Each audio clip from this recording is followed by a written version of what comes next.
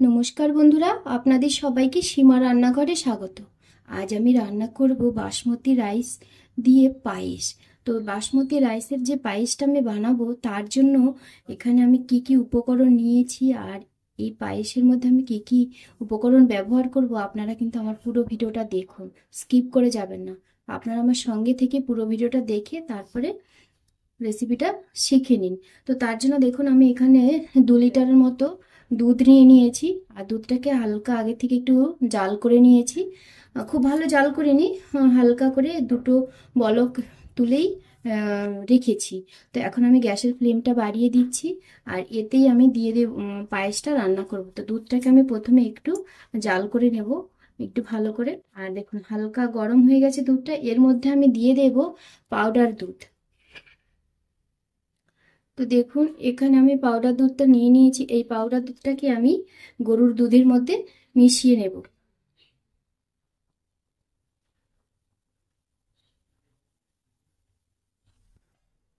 গরুর দুধের সঙ্গে এই পাউডার দুধটাকে মিশিয়ে নিয়ে আমি পায়েসটাকে রান্না করব। তো আমার এই রেসিপিটা আপনাদের কেমন লাগলো সেটা কমেন্ট করে জানাবেন।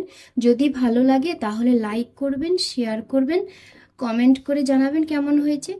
আর যারা আমার চ্যানেলটা নতুন দেখছেন তারা অবশ্যই সাবস্ক্রাইব করে পাশে বেল আইকনটি ক্লিক করবেন, যাতে করে প্রতিদিন যে আমি ভিডিওগুলো ছাড়ছি সেই ভিডিওগুলো সবার প্রথমে আপনাদের কাছে পৌঁছে যায়।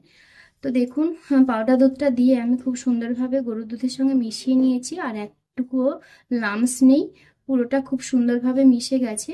এখন দুধটা একটু ফোটার অপেক্ষা করব আর তার আগে আপনাদের একটু দেখিয়ে দিই। এদিকে দুধটা ফুটতে থাক আর দেখিয়ে দিই আপনাদেরকে। হ্যাঁ দেখুন এটা হলো বাসমতি রাইস।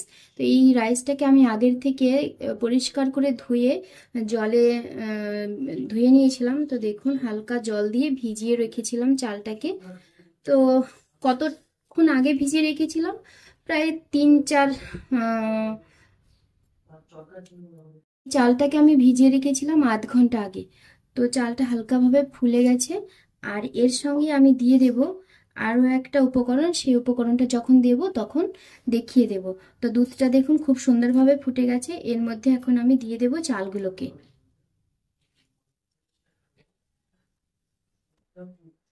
বাসমতি রাইস দিয়েও যে খুব সুন্দরভাবে পায়েস বানানো যায়, এই ভিডিওটা না দেখলে কিন্তু আপনারা বুঝতেই পারবেন না। খুব সুন্দর হয় কিন্তু এই পায়েসটা, খেতেও কিন্তু ভীষণ ভালো লাগে। তো আপনারা আমার সঙ্গে থেকে পুরো ভিডিওটা দেখে শিখে নিন। বাড়িতে কিন্তু যখন তখনই এই বাসমতি রাইস দিয়েই পায়েসটা বানাতে পারবেন। ধরুন ঘরে পায়েসের চাল নেই, এই চালটা আছে, এই চাল দিয়েও কিন্তু পায়েসটা আপনারা বানাতে পারেন। দেখুন পায়েসের মধ্যে আমি দিয়ে দিচ্ছি 3টে এলাচ।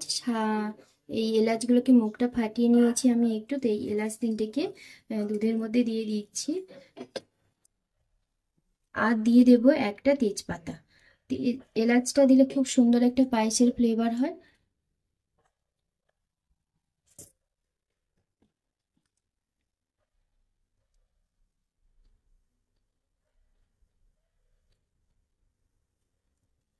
তো দিয়ে দিচ্ছি আমি একটা তেজপাতা, তেজপাতাটাকে একটু দুভাগ করে নেব আর এই চালটাকে ফুটে ওঠার অপেক্ষা করব। যতক্ষণ না চালটা ফুটে সুন্দরভাবে সেদ্ধ হয়ে যাচ্ছে ততক্ষণ আমি এই দুধের সঙ্গে চালটাকে রান্না করব। চলুন দেখি পায়েসের চালটা কতটা সেদ্ধ হয়েছে।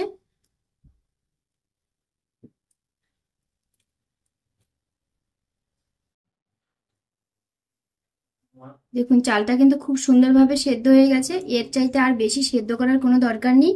এখন আমি দিয়ে দেবো, যে বলেছিলাম আপনাদেরকে যে একটা বিশেষ উপকরণ দেব পরে, তো সেটা যখন দেব তখন দেখিয়ে দেব সেটা কি। তো সেটাই হলো সাবুদানা। তো এই সাবুদানাগুলোকে আমি 1 ঘন্টা আগে ভিজিয়ে রেখেছিলাম। তো এগুলো হলো বড় সাবুদানা। তো এই সাবুদানাগুলোকে আমি পায়েসের মধ্যে দিয়ে দিচ্ছি, দিয়ে এইভাবে গ্যাসের ফ্লেমটা মিডিয়ামে রেখে আমি আরো 5 মিনিট ফুটিয়ে নেব। তো পায়েসটার মধ্যে আমি নুন দিইনি, আপনারা যদি পায়েসে নুন পছন্দ করেন তাহলে দিতে পারেন। আর আমি, আমাদের বাড়িতে পছন্দ করে না পায়েসে নুন, সেই জন্য আমি নুনটা দিলাম না। চলুন দেখি 5 মিনিট পরে কেমন হয়েছে পায়েসটা। আর দেখুন খুব সুন্দর ঘন হয়ে গেছে দেখতে, আর খেতেও কিন্তু ভীষণ টেস্টি হয় এইভাবে যদি পায়েসটা রান্না করা যায়। আর এর মধ্যে এখন আমি দিয়ে দেব কুচি করে রাখা কাজু বাদাম। তো এখানে আমি কাজু বাদামগুলোকে একটু কেটে টুকরো টুকরো করে নিয়েছি, আপনারা গোটা অবস্থাতেও দিতে পারেন। তো কাজুটা আমি দিয়ে দিয়েছি, এখন দিয়ে দেব মিষ্টির জন্য চিনি। তো এই যে যে বাটির মাপ করে আমি দুধ নিয়েছিলাম পাউডার দুধটা, সেই বাটির মাপ করেই আমি চিনিটা দিয়ে দিচ্ছি। চিনিটা দিয়ে এইভাবে নেড়ে চেড়ে আমি আর গ্যাসের ফ্লেমটা মিডিয়ামে করে আর 5 মিনিট রাখবো। তাতে করে চিনিটা গলে যাবে, আর চিনিটা গলে গিয়ে যে জল ভাবটা আসবে সেই জলটা একটু শুকিয়ে যাবে। তাহলে কিন্তু পায়েসটা খেতে ভীষণ ভালো লাগবে। তো আমার এই রেসিপিটা আপনাদের কেমন লাগলো সেটা অবশ্যই কমেন্ট করে জানাবেন। যদি ভালো লাগে তাহলে লাইক করবেন, শেয়ার করবেন। আর যারা আমার চ্যানেলটা নতুন দেখছেন তারা অবশ্যই একটা সাবস্ক্রাইব করবেন, পাশে বেল আইকনটি ক্লিক করবেন, যাতে করে প্রতিদিন যে আমি ভিডিওগুলো ছাড়ছি সেই ভিডিওগুলো সবার প্রথমে আপনাদের কাছে পৌঁছে যায়। তো দেখুন পায়েসটা আমার হয়ে গেছে, এখন নামিয়ে দেব। নামিয়ে ঠান্ডা করব, ঠান্ডা হতে দিয়ে তারপরে আমি পরিবেশন করব। তো আপনারা সবাই ভালো থাকবেন, সুস্থ থাকবেন, সবাইকে টাটা। তো দেখুন পায়েসটা দেখিয়ে কিন্তু বোঝাই যাবে না যে এটা বাসমতি রাইসের পায়েস। আর দেখে কিন্তু মনেই হচ্ছে বাদশাভোগ চালের পায়েস বা গোবিন্দভোগ চালের পায়েস। আর দেখুন কত সুন্দর হয়েছে না দেখতে, খেতে কিন্তু ভীষণ টেস্টি হয়। বাড়িতে অবশ্যই একদিন বানিয়ে খাবেন।